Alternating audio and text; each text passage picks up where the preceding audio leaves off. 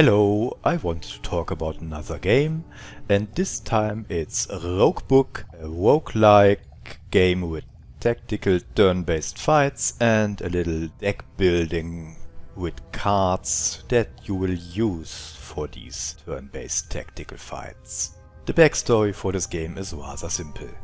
You get trapped in the Book of Lore of Feria with your two main characters, or the first two characters, Shara and Soroko. When Shara and Soroko arrive in this book, they are greeted by the peddler Nadim, who is trapped here as well, as at least that's what he's saying, and offers them help. That help is selling them overpriced stuff. I don't know if we really can count this as help, but then again, in the loosest way it is. They need to get through the pages of the book to get out of the book. That's the idea, and that's the backstory, the setup of the game. This is not the most unique setup or backstory to a game, and being trapped in a book seems to be a cliché now more than anything else.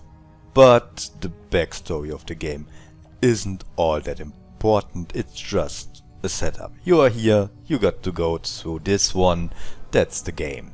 While on these maps you can try to gather supplies, like items, more cards. There are some wells that give you extra energy to play more cards in the tactical fights. And to reach all these things you need to get ink. Ink will be dropped by the monsters on the map. Your two heroes that are trapped here will meet two more people. One is Cypher, who will be the first boss on the first map, and after you defeated him, he gets to be a playable character. There's also Aurora, who you will meet if you get to the third map and get a special item to give to her. The heroes all come with one special ability. Shara here will be able to hit harder if she is in the front row. Soroko gets extra defense every round if he is in the front row at the end of a turn.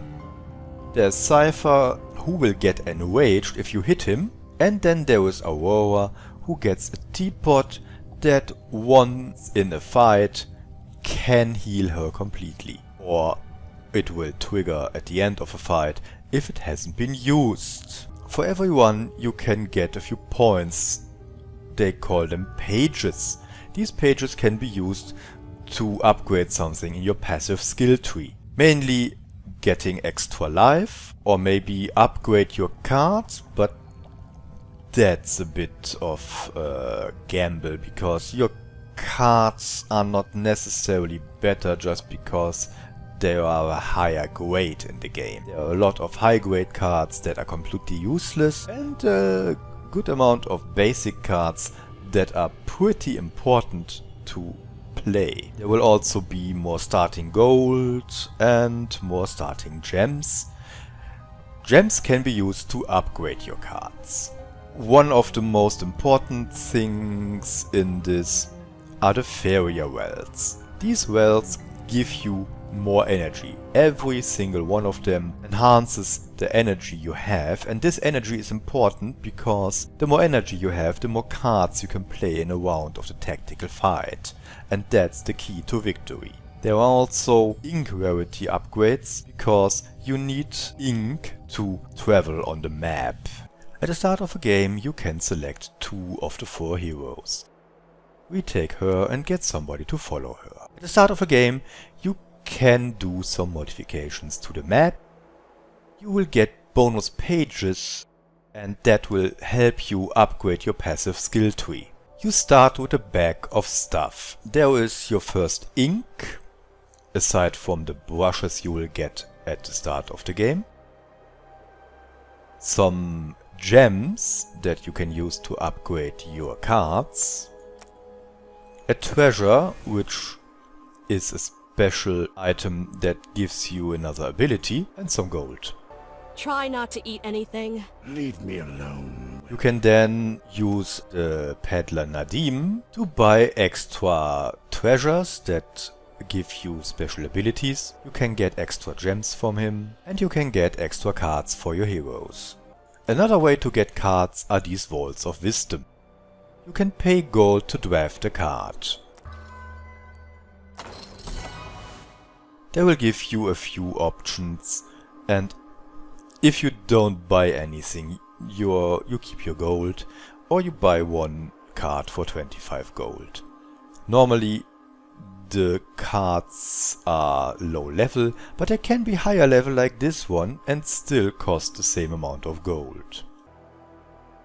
You gain extra skills by having a certain amount of cards. If you have more cards with you, you get another option to get a new skill. Here you can look at the skills that are available for the cards you have at the beginning. We start with our first fight.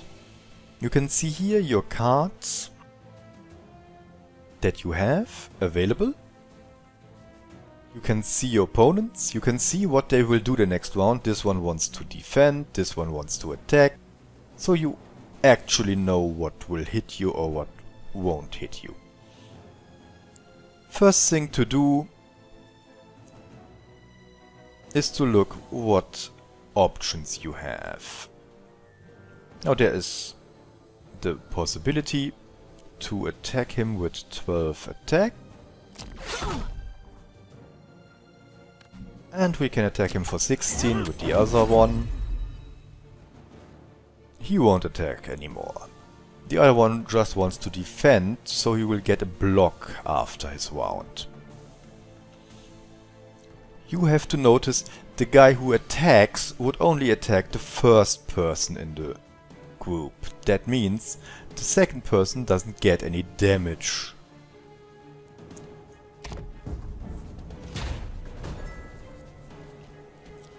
We can see he has made his defense 5 and he wants to attack for 12 in the next round.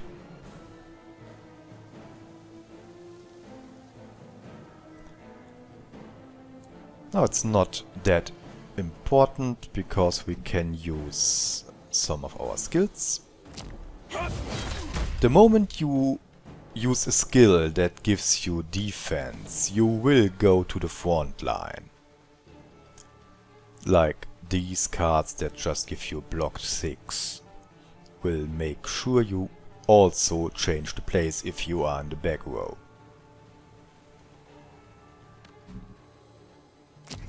This card needs me to discard one of my cards. So I throw away this one. This special card will do as much damage to the opponent as this hero already did in this round. It's not a great card at the beginning of the game, but later on when you do more damage in a round, this can really turn the tide of battle. Of course, it hits one attack too low.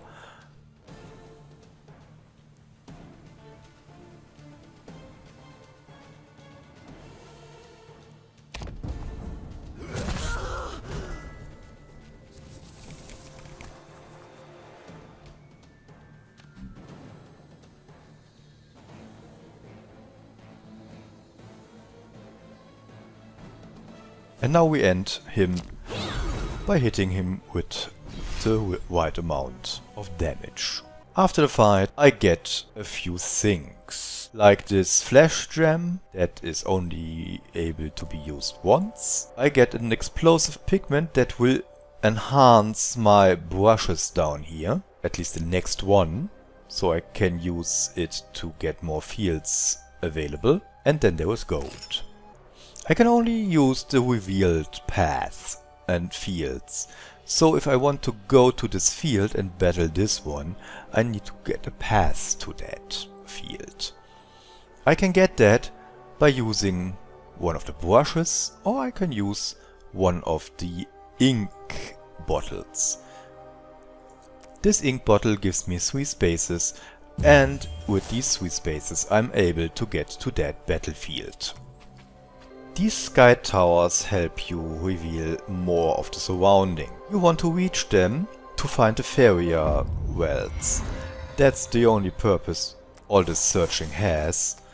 Of course you can get the treasures that are on the field, where you find more cards to upgrade your library.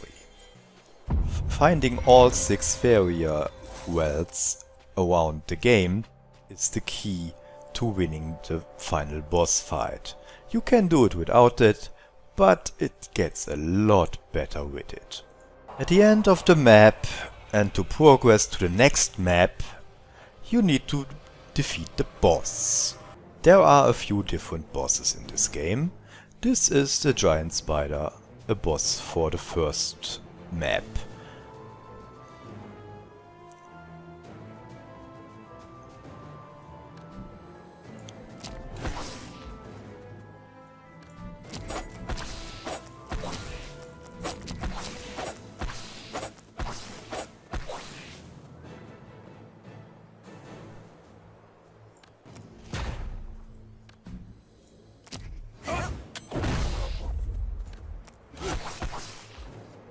Not much to say about this little spider. If it attacks, it gives you a debuff. This cocon is reducing your attack power, and this is making sure you get more damage. At the end of a boss fight you will get healed fully, so you don't have to be too nervous about getting too much damage in a boss fight. But you should make sure you can actually defeat him. And with the spider web and the cocons, you need to make sure you do it in time and not get too much of these damage reducing debuffs on you.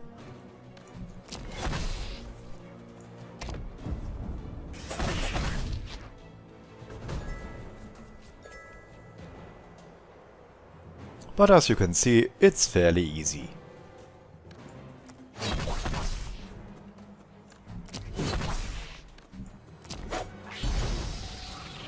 I feel stronger. In conclusion, Roguebook is a game for people who like to gamble. Most things are completely random. You have no control over what cards you get, what random abilities you get, what random extra items you get. The only thing you can choose at the beginning are your characters. Your characters aren't that different from each other. They have pretty different amounts of hit points, and that's what differentiates them the most from each other, but they don't really fit in the mold of this is an offense damage dealer and this is a defense tank kind of guy. There is not that much difference between them. They might be leaning more to the offense or more to the defense side. If you like to gamble, if you like to leave the outcome of something to chance, this game might be for you. If not, maybe play something else.